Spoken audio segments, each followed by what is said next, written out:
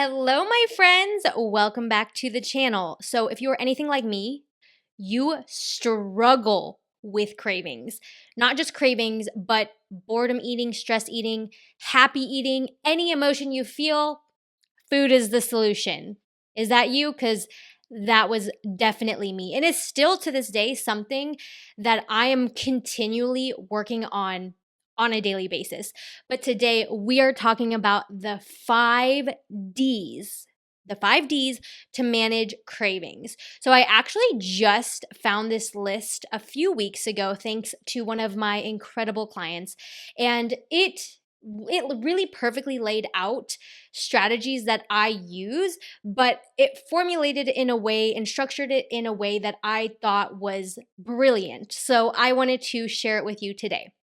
So first we're going to go over the 5 Ds, and then we're going to go into depth what those 5 Ds stand for, what they mean, how to, implement them into your life.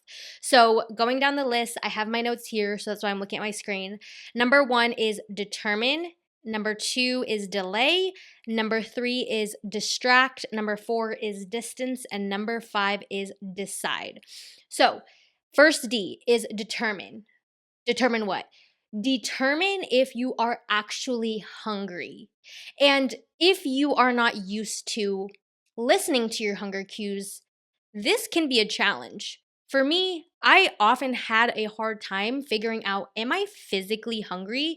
But a tip that is really helpful is closing your eyes and feeling, where do you feel this craving or hunger? Do you physically feel hungry in your stomach? Or do you feel it in your throat? Does it feel like a clog in your throat or in your head? I've noticed that when I feel this sensation in my throat or in my head, I'm not actually physically hungry. It is a mental craving, it is an emotional craving. If I feel that grumbling in my stomach is, a little uncomfortable, it's growling, then I know that it is physical hunger. But it takes you pausing and actually asking yourself and closing your eyes, where do I feel this right now? All right. So the first step is to determine, are you actually hungry or is it a craving? So that's D number 1. All right. D number 2 is delay. So essentially, if you are wanting to eat for reasons other than hunger, bored, stressed, sad, lonely, things that I commonly find myself wanting to eat for, if you notice that you are, again, wanting to eat for reasons other than hunger, acknowledge that you are experiencing a craving. All right. So actually tell yourself out loud, all right, I am just experiencing a craving. I am not hungry. And then from there, you want to delay eating for 5 to 10 minutes.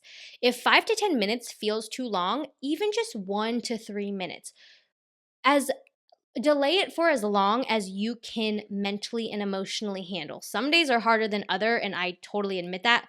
Sometimes I can delay my craving for an hour, and sometimes 2 minutes goes by and I just am feeling such heightened emotions. I'm like, man, I gotta have that craving. So delay it for as long as you can. So that's number 2. Now, number 3 piggybacks on number 2, which is distract. So, as you are delaying your craving, what helps is to distract yourself so that you are not just focused on the food that you want to indulge in. So, you can distract yourself by calling a friend, by putting yourself into work, by reading a book, by going on a walk, by doing yoga, listening to a video, reading something that makes you laugh, watching something that makes you laugh. There are so many different things that you can do to distract yourself while you are putting off that craving.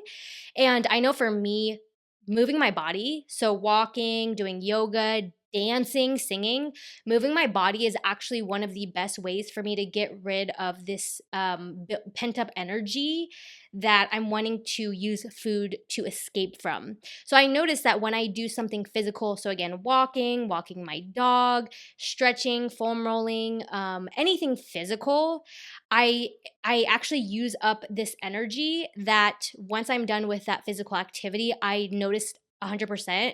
I no longer want the craving. It's amazing. But when I try to distract myself with like reading something or doing work, it doesn't work quite as well. It really is physical activities that really help me. And obviously, if you're at work, you can't always just like get up and do a workout, right?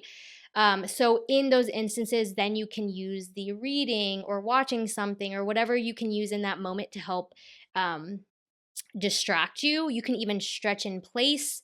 That's potentially something that you could do if you're in an office at work.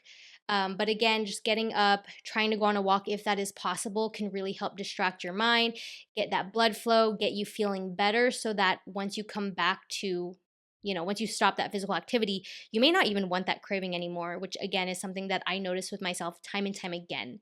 So that is D number 3. D number 4 is to distance yourself. So put distance between you and the craving that you are experiencing. So if you've ever noticed, like when you're going out to eat with your friends and there's just so much good food around, it's really hard to resist because it's right in front of you and you're sitting there potentially for hours with food and alcohol and all these things that you are potentially trying to stay away from. And it's glaring at you. And it's very, very hard to resist that because it's just in front of your face. So in those circumstances, I mean, every situation is going to be different, but let's say you are at home, get out of the kitchen if you are in the kitchen. Go outside, go on a walk, or if you are at dinner with friends, excuse yourself, get up, go to the bathroom, or just go outside and take some deep breaths, anything to just help you get away from the food that you might be craving and to just give yourself some distance and some breathing room, because again, when it's in your face, it is a very hard to resist that because your mind just looks at it and keeps thinking about it, and the more you think about it, the more you're likely you are to go and grab that food. So being able to distance yourself, get out of the place where there's a lot of food. Let's say you're at a party and you're centered around the kitchen talking to people, but the food again is in your face, move the conversation away to the living room or somewhere where the food isn't just staring at you. It can help a ton. So that is D number 4, is to give yourself some distance from the craving or the area where the food is sitting. And the last D number 5, is to decide. So after 5 to 10 minutes or however long you've been putting off the craving, then you're going to decide, all right, is this still something that I want to indulge in? Do I want to indulge this craving? If I do, then let me intentionally set aside a proper portion size that I'm still going to feel good after. And so this is a step that a lot of people miss, where they just go, I want the craving, screw it. And they just go to town on the craving. And something that I want to encourage you to do is, if you want the craving, allow yourself to have it. Don't feel guilty about it, but preset the portion that you're going to have ahead of time. Don't just get the bag and eat as many as you can and just stuff it down.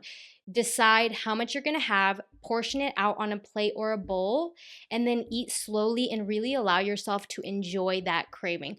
I have noticed that that has made the biggest difference in finding a balance between never not ever indulging in your craving, but not going to town, not going ham on the craving that you just feel so terrible afterwards. All right. So number 5 is to decide whether you're or not you're going to indulge in that craving. So you can either decide to indulge in the craving and then preset the portion you're going to have, like I just said.